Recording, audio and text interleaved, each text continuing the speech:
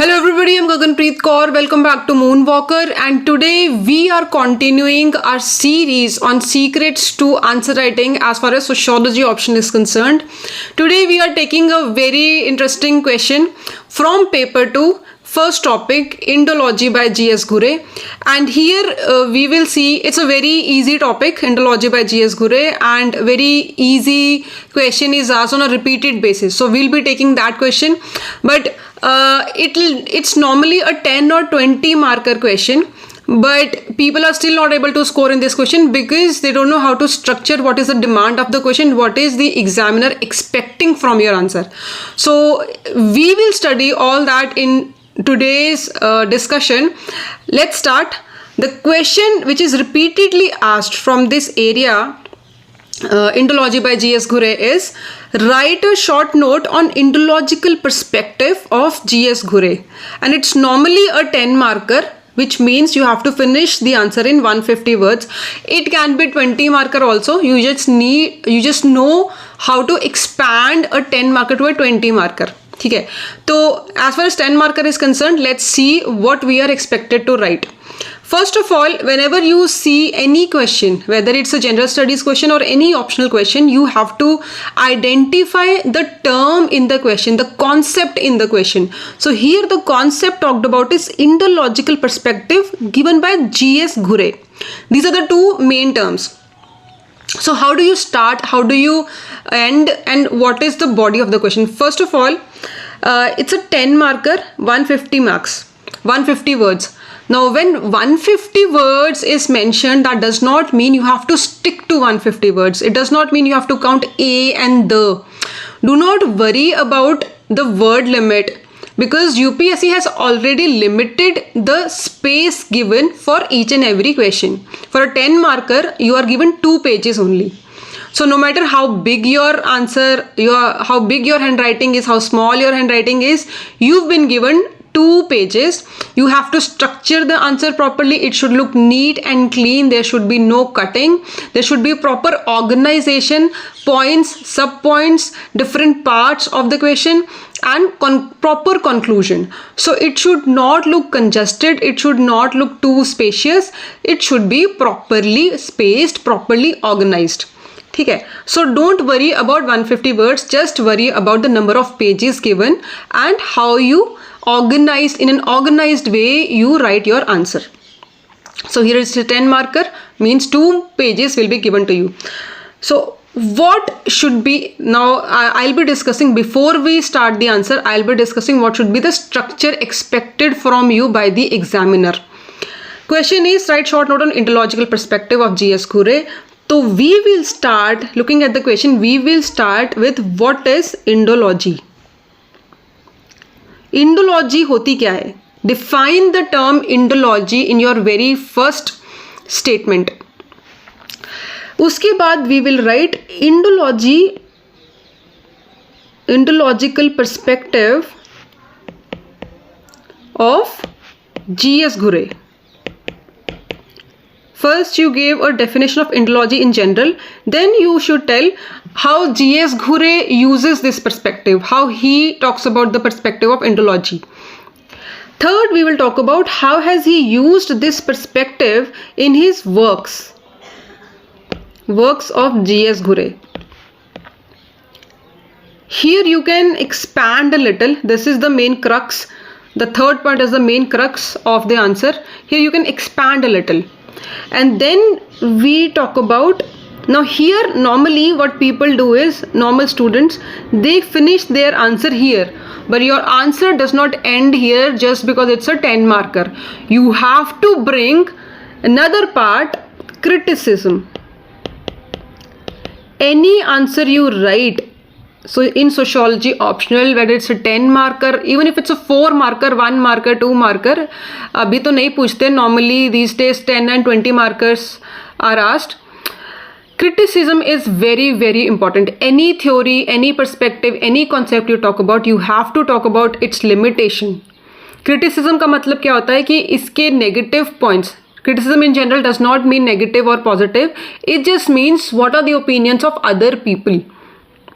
But here, when I say criticism, or if the question says critical analysis, you have to write both the pros and cons. So pros we would have already talked about in works of G.S. Ghurye. But we need to discuss the negative side of his work also, which we will discuss in criticism. So what other sociologists or the contemporary sociologists say about his theory? What are the limitations? And fifth May, in the end, we talk about contribution and conclusion. That no matter the limitations of his theory, he has contributed immensely to Indian sociology, and G.S. Ghurye was the doyen. He was the father of Indian sociology. He was the one who brought who liberated Indian sociology from the Eurocentric view. We'll talk about this later. But this should be the in general structure. Whether any question from sociology optional is asked, first you talk about the term mentioned in the question, then you talk about the main statement, then you explain the main statement, what is the ontological perspective of G.S. Ghurye. Then to justify, to substantiate your answer, in the third point you talk about the works, the books he has written and what has he written in those books using the ontological perspective. Then you talk about the limitations, the critical analysis, the negative side of his works, what other sociologists have said. And in the last point, you conclude by praising the author, that yes, he has contributed to the progress, to the evolution of Indian sociology. He laid the foundation of Indian sociology. Okay, so this is the structure. Now we start following this structure. 1, 2, 3, 4, 5. Let's start. What is the content of answer to this question? So first we talk about definition of Indology. First point. Indology is a perspective which talks about, it refers to the study of Indian society through historical and comparative method.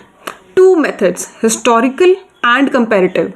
Historical matlab hai that you study Indian society through ancient texts, through Vedic texts, through the books written by travelers, let's say Megasthenes Indica or Pilgrims, Hyun Sang ने book लिखी थी, और रामायण महाभारता वैदिक text, सारे वेद शास्त्र पुराण हो गए. तो इन बुक्स के थ्रू जो स्टडी होती है इंडियन सोसाइटी की, that is perspective used in Indology. That is Indology, that you are studying Indian society through Indian society, its culture and its tradition through its ancient texts.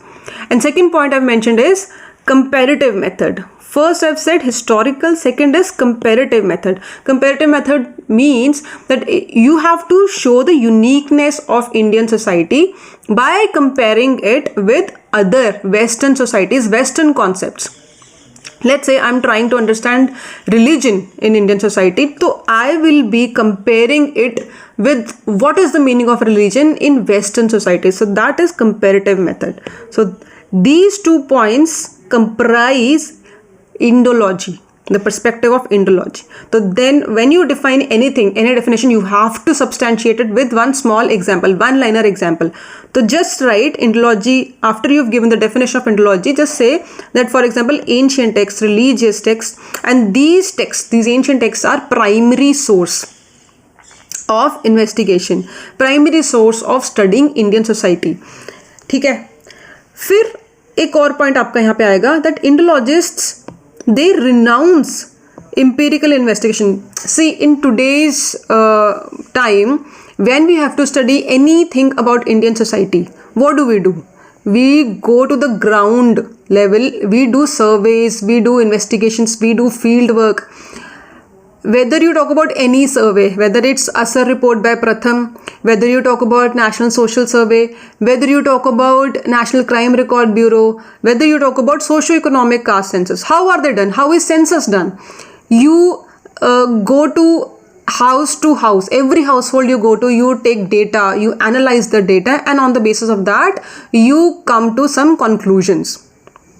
So here Indologists say that we are not going to do all that. We are not going to do any kind of field study. We will be studying Indian society through age old, thousands of years old texts, ancient texts. So that is called, this perspective of Indology is called book view.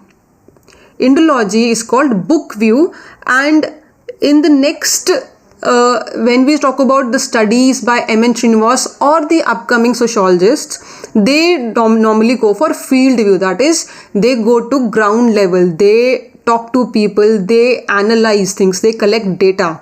That is called field view. But field view is not used by Indologists. They just rely on book view. They rely on the study of ancient texts.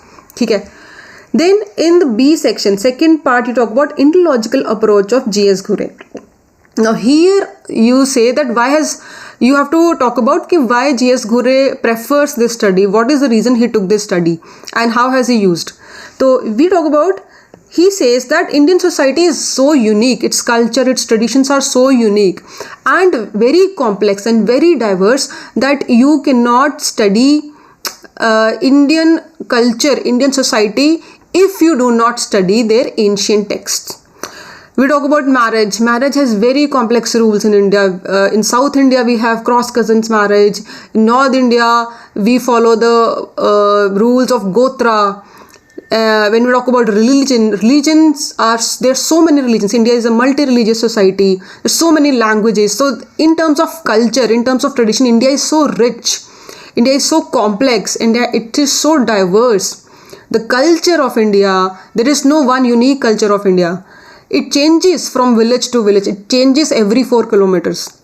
So he says that it is so complex and diverse and unique that to study, to understand in society, you have to go back to the ancient texts written thousands of years ago, and only then you can understand the true roots, the true depth of Indian society. And then just give an example. In some book, any book you can mention, any book written by him. I have taken the example of Bharatnatyam and its costumes. Here he has used the poems written by Kalidas. Kalidas wrote a number of poems. One epic poem he wrote was Raghuvamsh. He has also wrote Meghdut. The Meghdut and Raghuvamsh you can mention here, but I've just said because example, whenever you mention an example, it should finish in one line because you have only 2 pages to write. So whenever you substantiate any statement with one example, that example should occupy only one line. It should not go to second line. So just say in this book, poems of Kalidas, Ghurye used poems of Kalidas to talk about Bharatnatyam and its costumes. Okay. Then immediately go to the next section. Here we talk about the range of work. So his work is very diverse. He is written on a number of things. So S.K. Pramanik. Now here I have mentioned the name of another thinker. जितने thinkers के नाम आप अपने answers में लिखोगे उतने आपको ज़्यादा पॉइंट्स मिलेंगे, याद रखो. तो put 3, 4 and I will be telling you an number of thinkers for each and every topic you can mention. So S.K. Pramanik has divided Ghure's writing into 6 divisions.